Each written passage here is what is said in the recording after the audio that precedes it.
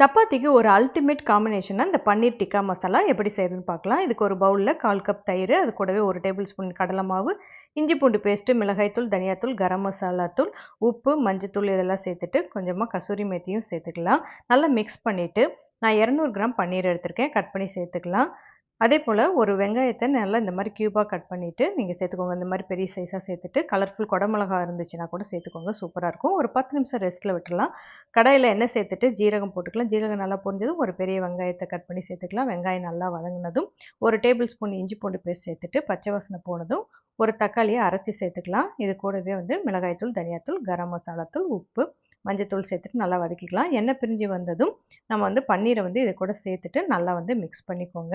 கொஞ்சமாக தண்ணி சேர்த்துட்டு சிம்மில் வச்சு மூடி போட்டு வச்சிடலாம்.